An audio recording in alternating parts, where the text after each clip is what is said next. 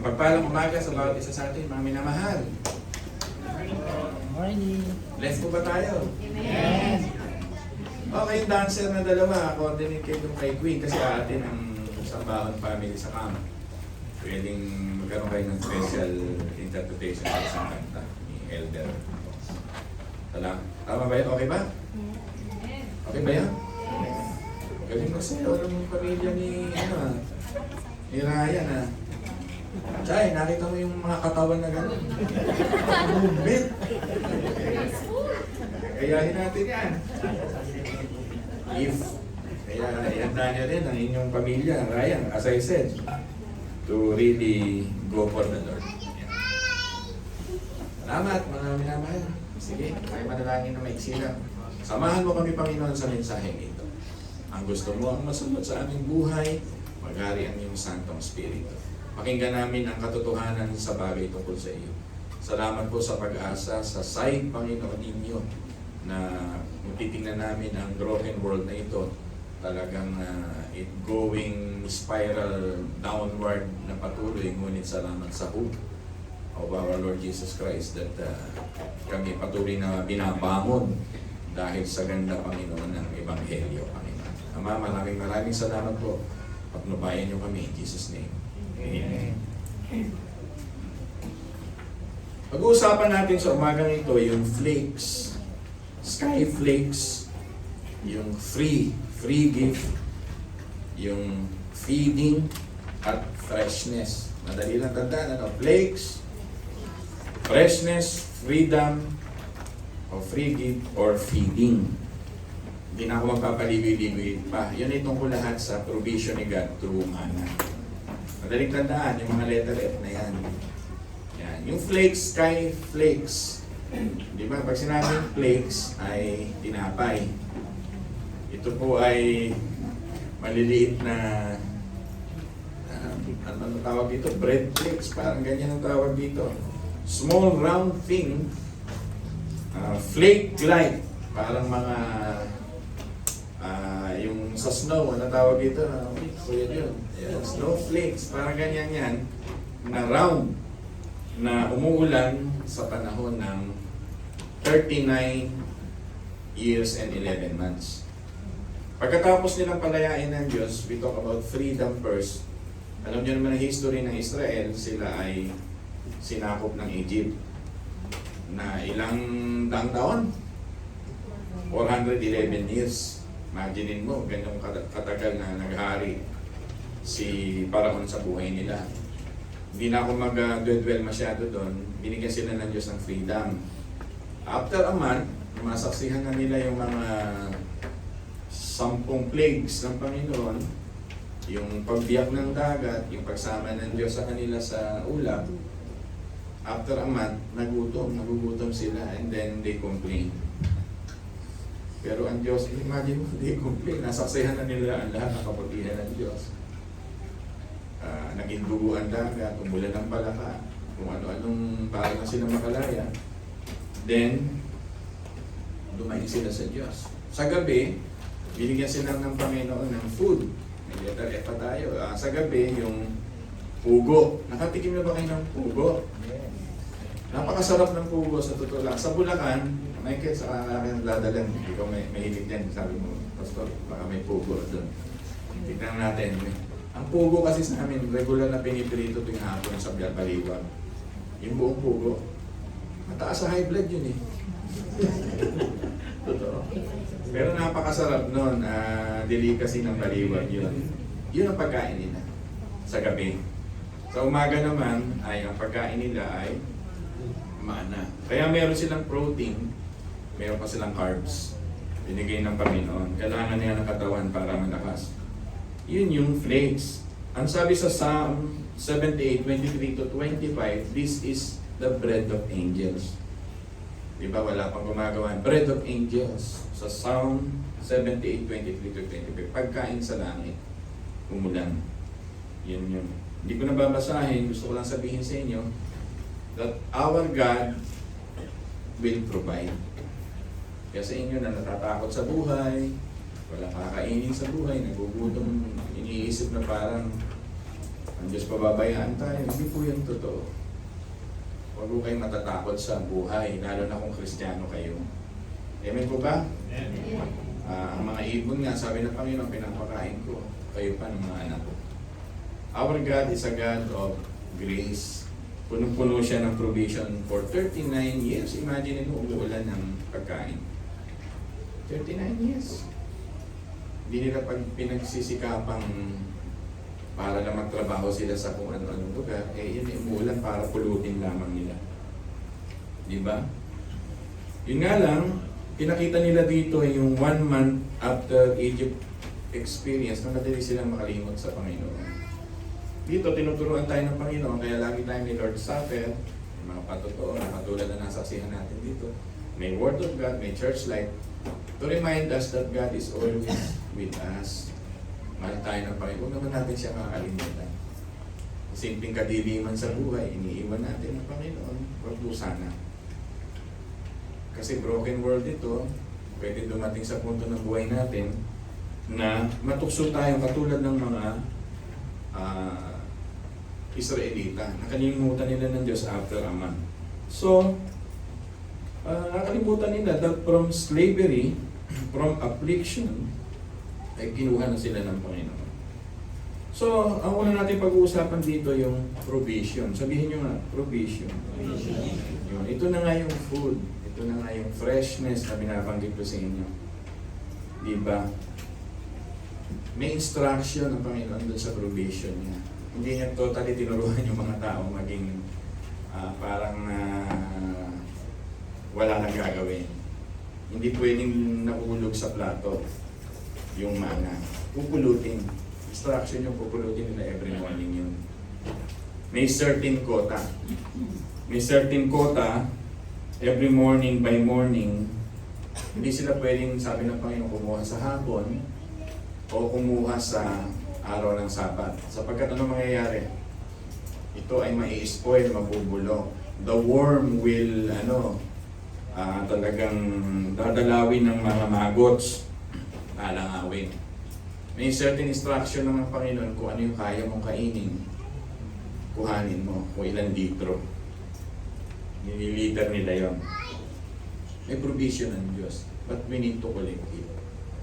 Sa buhay natin. Kaya tayo, pagkaya tayo na nanalangin sa Diyos, Lord, provide for my needs. Magpo-provide. Pero kolektahin mo.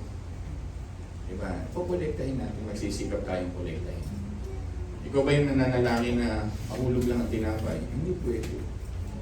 May mahuhulog, pero kukolektahin mo, tuturugin mo, lalagyan mo ng honey, lalagyan mo ng mantika. Dito, hindi na isinulat, pero sabi sa mga scholar, umuulan din sa paligid nila ng pulot. Hindi kasi pwedeng lutuin yan ng walang pulot. There's 2 million people na may pulot may mga bees sa kalangis ng olibo. Ihahalo nila. Meron na silang hot cake, meron na silang cake. Meron silang pagkain araw-araw. Meron na silang staple food na katulad ng rice everyday. Sarap ang kanin. Pag sinawsaw mo sa kape, pwede na. Diba? Pag inulaman mo ng mangga, nagawa niyo na ba yun? Inulaman mo ng saging. Sino na nakagawa nun? Mga rich people kasi kayo. Pasite, no? Sarap yun. Subukan mo ulaman ng turda na saging sa umaga. Yun lang. May ganito sila, no? May rice, yung pinaka-rice nila ganito. Subukan mong mag-ulam ng yung adobong mani, tapos mayroong mangga. Kaya sabihin ko sa iyo, hindi may pagpapalit yung mga ulam na binibili sa karindel doon. Try nyo minsan. Maglagay kayo sa garapon. So much for that. Ang gusto ko lang sabihin sa inyo, ang Panginoon ay may basic instruction. Diba? Kasi mahalaga sa Kanya na hinahanap mo pa rin siya. Pagka araw ng pamamahinga, sinasabi niya dito, hindi na araw ng pagtatrabaho. Meron dito ang principle na tinuturo, seek the Lord first. Message kanina umaga. Matigas pa rin ang ulo ng mga Israelita. Merong nabubulukan pa rin. Merong lumalabas pa rin na nagtatry sa Sabat sa kanyang tanghaling tapat. Only to find out, yung kanilang pinaghirapan ay nabulok. Alam nyo, pagka ang Diyos ang nag-provide, yung kinanta natin kanina, they are new every morning. Great is your faithfulness. Diba? Nabanggit nga ni Elder Jun din, ang katapatan ng Diyos ay laging sariwa sa bawat umaga. Psalm chapter 23, pag nag-provide ng Diyos sa atin, laging dun sa sariwang pastulan. Pinapakita sa atin dito na primera klase pagaling sa Diyos ang ibinibigay. Pero pagaling sa sarili mong sikap,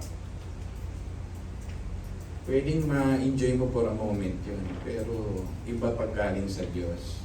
People listen. Pagaling sa Diyos, lalo kang pagpapalain. Naghahanap buhay kayo, nagkakareer kayo, may buhay kayong tinatakbo in the future. Pagaling sa Diyos at inunang mo Diyos, hindi mo mabibilang ang nakapaloob ng freshness doon. Maraming tao nakakalimutan yun. Kala nila, I will succeed without Him. Hindi yun pwede. It will spoil, mabubulukan tayo. God will provide. Amen po ba? Amen. Huwag niyo siyang i-challenge na mas magaling ako sa Diyos pag ako ang dumiskarte sa buhay ko. Hindi yun totoo. Kailangan kasama ang Diyos. Nakita mo kung hindi ka maging isang dakilang. Nakita mo yung great astronaut ngayon na nakaakyat sa buwan na nakabalik sa Pilipinas. Hindi siya umabsent kahit naka-online. He worship with his pastor every Sunday. E nakita mo naman, dumating yung time na siya ay pinagpala ng Diyos. Kasi meron tayong connotation dito sa lupa, I can do in my own. Ito na naman si pastor. Hindi po. Pag inuna mo ang Diyos, nako, hindi mabibilang. Talagang lalagay sa tinatawag na pagpapalang siksik-liglig umaapaw ng ating buhay. Amen ba ron? Gusto ba natin yun? Amen. It leads us to second point, after probation, priority. At nasa verse 22 to 26 yun. Gusto ng Diyos may exception day para sa Kanya. Para hindi ma-spoil ang buhay natin. Ibig lang sabihin, kinukuha natin yung principle, seek the Lord first. Yun yung exception day. Bago mag-Sabat, yun yung sinasabi ng Panginoon. God will sustain us by our obedience. Mga tao minsan basic instruction di sumusunod eh. Diba? Basic instruction minsan maraming tao bumabaksak dyan. Hindi ko na sabihin ko ano mga instruction. Subukan mo bumili ng gamit na hindi mo binasa yung instruction. Hirap. Bumili ka nga sa Shopee ng binubuong cabinet at wala kang instruction na susundin. Tingnan ko kung mabuo mo eh. Kakapain mo maghapon yun eh. Pero kung may basic instruction, napakabilis. Maraming tao hindi sinusunod ang mga basic instruction ng Panginoon. Dito, ang magsusustain sa kanila ay God's Word. Yung God's Word, ang kailangan reflection natin sa God's Word, obedience. Ipapriority natin. Sa Bible, tinuturuan tayo ng Diyos ng theology, ng priority, nakapaloob sa buhay natin. May theology, may priority ang buhay ng tao. Hindi na ako magpapaligoy-ligoy pa. Matthew 6:31 to 33. Nasa verse 33, seek ye first the kingdom of God. Nakasulat pa dito, tama yung devotion kanina. Magkakaugma tayong lahat. Seek ye first the kingdom of God and all these things shall be added unto you. May priority. May provision, may priority. Sapagkat sumusunod ka sa basic ng Panginoon, may instruction. Imaginin mo, mapagmahal ng Diyos, 39 years feeding. Nasa earth na tayo, feeding din. Sabi nga sa Psalm 37, magtapat ka sa Diyos, kayong mga righteous, ay hindi talaga tayo hindi talaga tayo pababayaan ng Panginoon. Amen po. Natatakot pa ba kayo sa buhay, sa pagtanda? Amen, hindi ka tatakot sa pagtanda. Tatakot. Oo, si Ate Mel. Bata pa si Ate Mel, 60 plus pa lang. Nung una, siyempre tayo, parang kinakabahan ang kayo mangyayari sa akin, pagtanda ko. Pangangalagaan ako ng Diyos. Nasa Diyos tayo eh. Yung equation ng buhay natin, hindi pwedeng hindi kasali ang Diyos. Yung mana is an illustration for us that God is the one who provides, not us. That God is the one who sustains. That God is the one who feeds. Feeding. Imagine mo, 39 years. Wala pa ritong iba na kapatiran na umabot sa 39 years. Hindi naman kayo sumabit ng kain araw-araw. May merienda pa nga. Di ba? Sarap ng pagkain natin. Minsan sobra-sobra. Kaya nauso yung kantang balutin mo ito. Kasi sobra-sobra. Sa church naman natin for 15 years, hindi ko nakitang kinapos tayo ng pagkain. Sobrang pagkain, kanin lang kasi lakas natin kumain. Pero hindi tayo kinapos. Amen ba doon? Amen. Hindi tayo dapat talaga ang Diyos ay i-priority mo na hindi ka talaga niyang pababayaan. Amen? Amen? Alam mo, God is taking care of our health, not only yung kabusugan. Yung i-prolong lang ng Diyos ang buhay mo. Yung ako dumating na sa 53 years old, blessing na yun. Diba?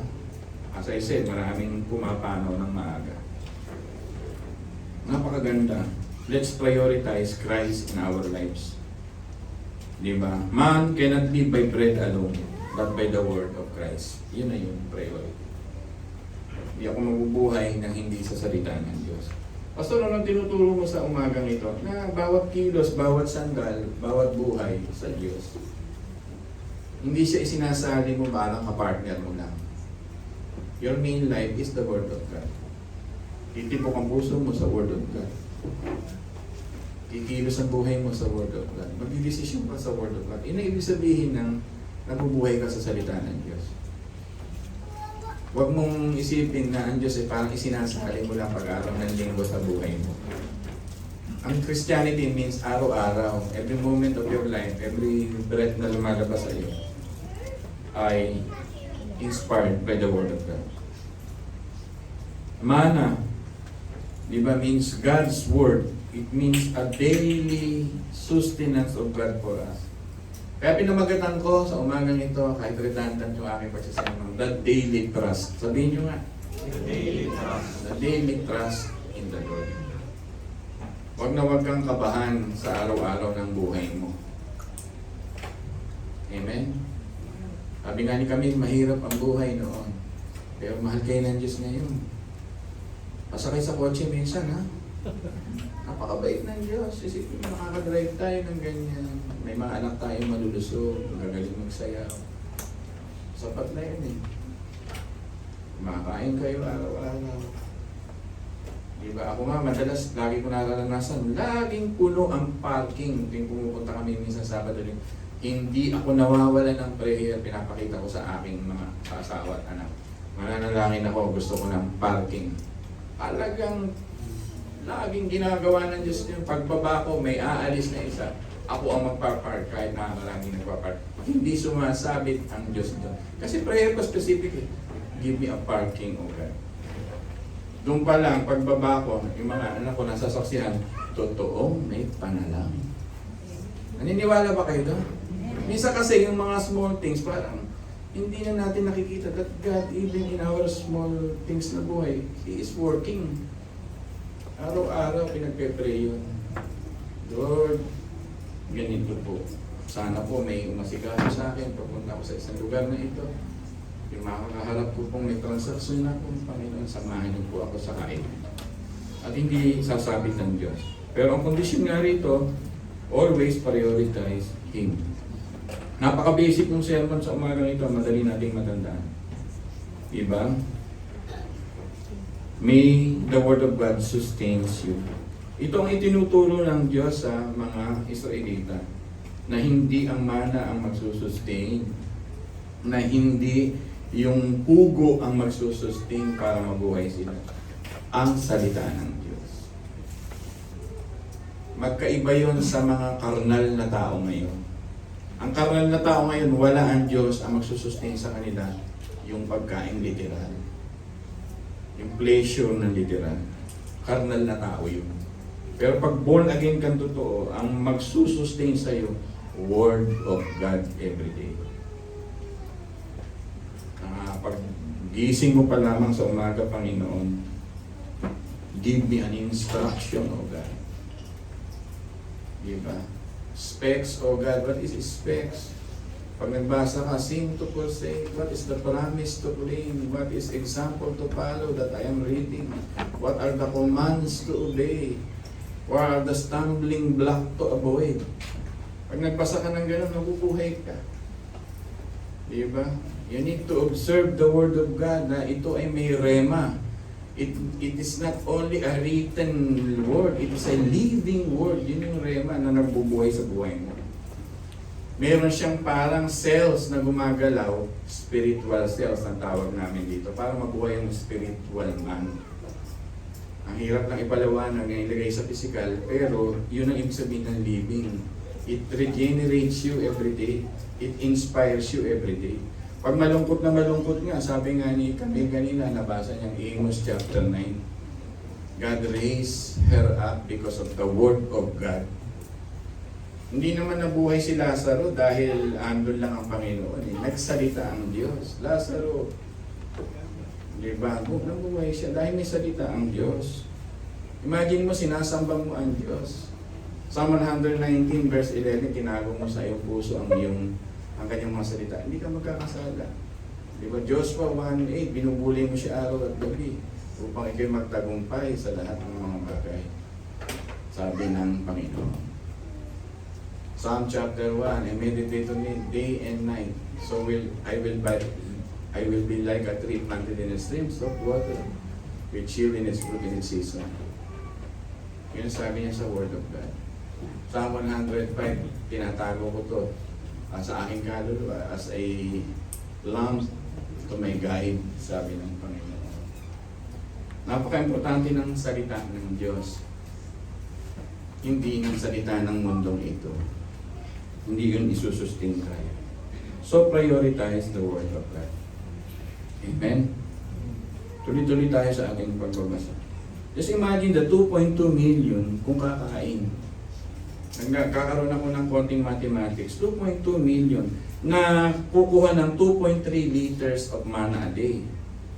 Imagine mo kung gaano mag-provide ang Diyos.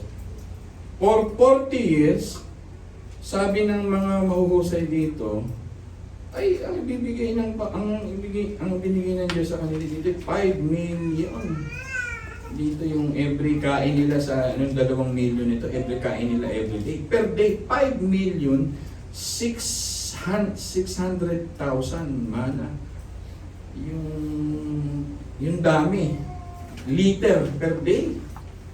At sinuma, paano daw kakasa yung 5,600,000 liter per day? Ang pinoprovide ng Diyos ay 473 dump truck of bread every day. Anong klaseng Diyos meron tayo? Umuulan ng ganun karami at 470.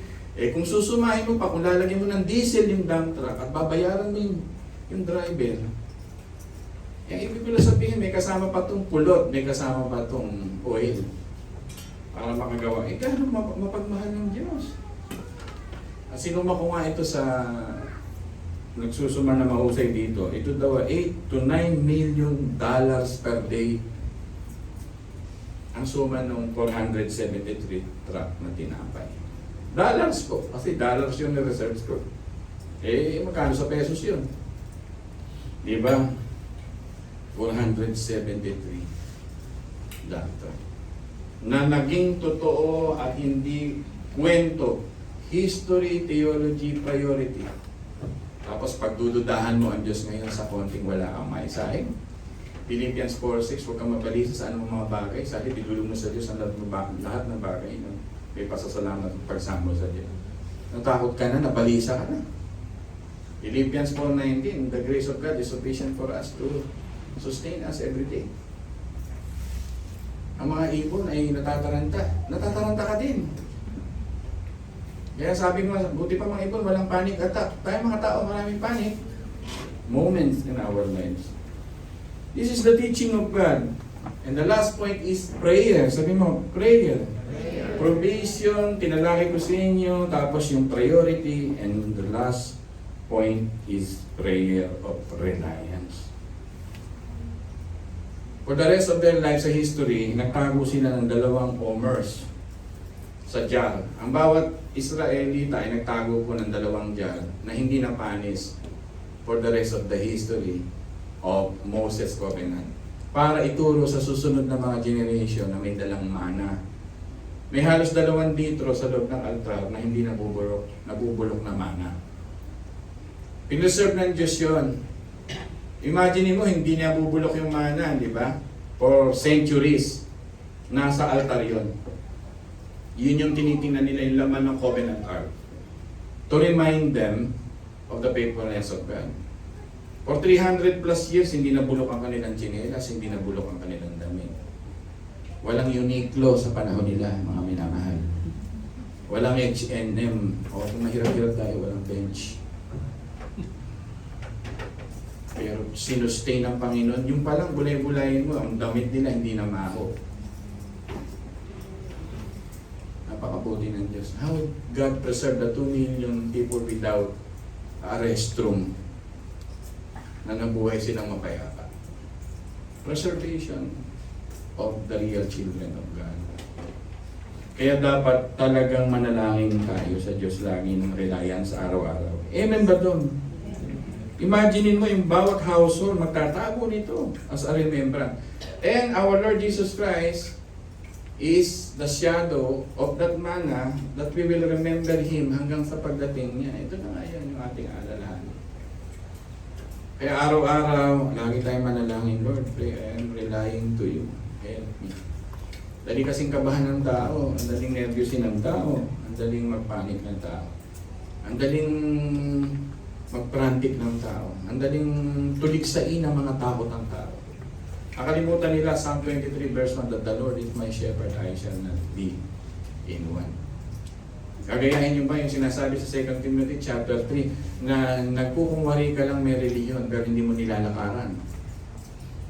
Anong ibig sabihin ng pastor? Hebrew chapter 11 verse 6 that akala mo may Diyos pero dahil may panic na dumadating, kinakabahan ka, hindi ka ngayon makalakad na parang may Diyos. Ang ibig sabihin ng sermon natin ngayon, lumakad ka na, may Diyos talaga. Isabuhin mo sa iyong buhay. Be a people of faith. So, prayer will strengthen your faith. Word of God kanina, ito prayer. Kakaugma lang yung ating mga sineshare. Amen ba doon mga minamahal? John chapter 6, binasa sa atin ang ating kapatid, Jesus is the manna and we will live forever because of that manna. Do you want to live forever? O, dadalawa. Gusto mo mabuhay magpakailanman? Amen. Tawag doon eternal life. Pag kinain mo si Kristo at totoong mananampalataya ka, mabubuhay ka magpakailanman. Yun yung manang hindi na papanis. Siya yung manang hindi na mai-spoil. At mas makapangyarihan ang manang ito sa panahon natin. Nasa atin. At kailangan lang talaga na tayo magsabuhay nito. Sa araw-araw na you walk to the shadow of death and you feel many evils, tumingin ka sa mana, mabubuhay tayo. Each morning, sabi nga, yung kinanta natin kanina, daily, He sustains His people. Amen? Amen ba ito? Napakasarap magmahal ng Diyos. Pag pinubuhay-buhay ko ito, na pinakain niya 5,000 sa panahon ng Biblia noon. Ginamit niya lang ang bata na may dalang isda. Tapos mga tao ngayon, konting problema, nagpapanik sa buhay. Eh wag po. Ang Diyos natin ay napakamakapangyarihan. People of God. Lagay sa puso, lagay sa utak na hindi ka pababayaan hanggang hibla ng laman mo, cells mo, nararamdaman ko sa katawan.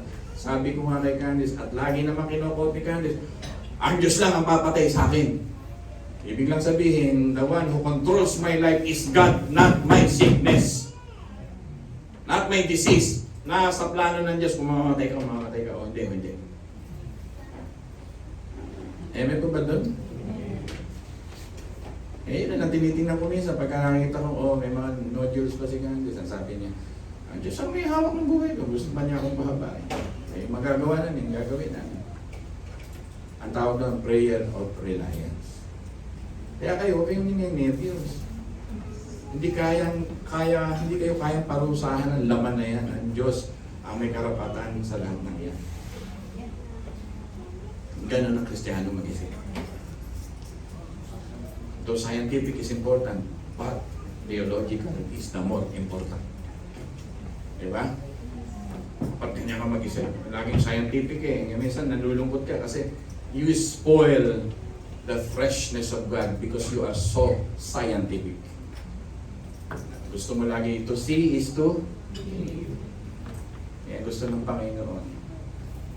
Prayer of reliance. Each morning. Kaya huwag kayong matakot. Ito, natakot sila. Alam mo bakit sila natakot? Nag-hoard eh. Natatakot sila baka hindi umulan kinabukasan eh. Inipon eh. Ano nangyari tuloy? Yung bahay nila namaho. Nagkaroon ng bulok na uod. Makalimutan nila that God can provide each day. Nasa atin na yung mana. Oh. Hinihintay ko na lang dumating siya tapos na lahat. Yung great reception, hinihintay ko matatapos na ang lahat. Konting tiis lang mga kapatid. Sabihin mo sa katabi mo, konting tiis sa pagsubok. Konting tiis.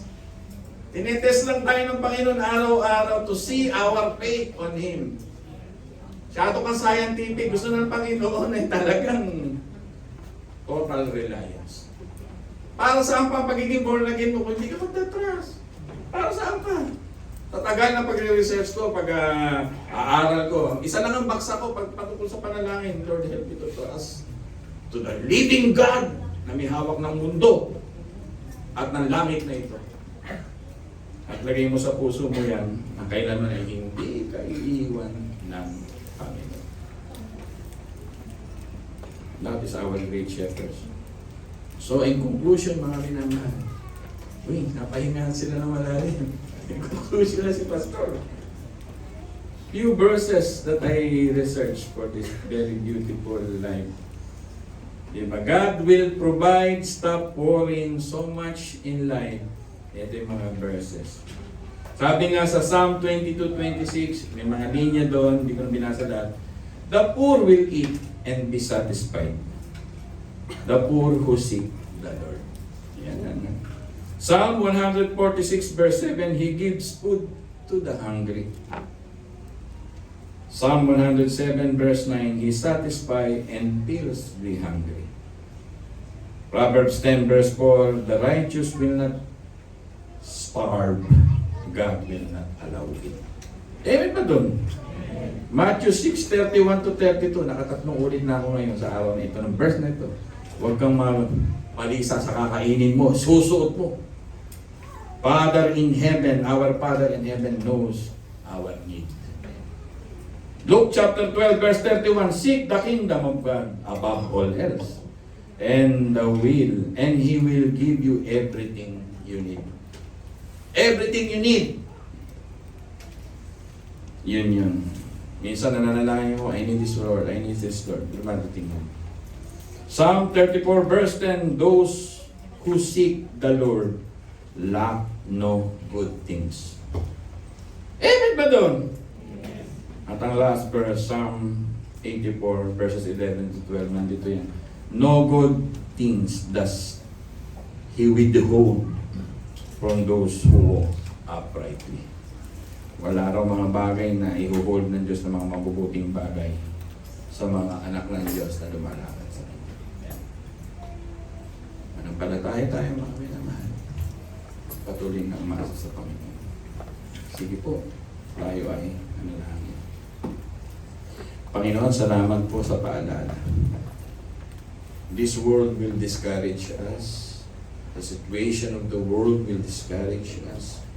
If we look to the inflation and the economic and the situation of the world today, we will be discouraged. Tulungan niyo kaming tumingin sa pag-asa ng lahat, ang Diyos. Panginoon, salamat na ang Diyos naming pinuntahan sa church na ito ay hindi kwento o hindi kathang-isip. Siya ay totoo. Hanggang ngayon ay nagpapakita sa amin ng pangwalang hanggang provision. Thank you, O God, for the claim of our Lord Jesus Christ that He said to us, I am the bread of life. at hindi na kami magugutom, at ang sino mang uminom ay the living water at kumain ng kanyang katawan ay tunay na kailanman na hindi makakaranas ng kagutuman. This is the most important for us, O God. The eternality of our soul facing the ends of the days. Na mabusog kay Kristo. Kaya tulungan niyo po kami to be satisfied with our Lord. To be happy with our Lord. To be full. Magkaroon ng fullness ang aming buhay because of our Lord. Ama, maraming salamat po. Samahan mo kami in a few remembrance of our worship. Papanginoon. In the mighty name of Jesus. Amen.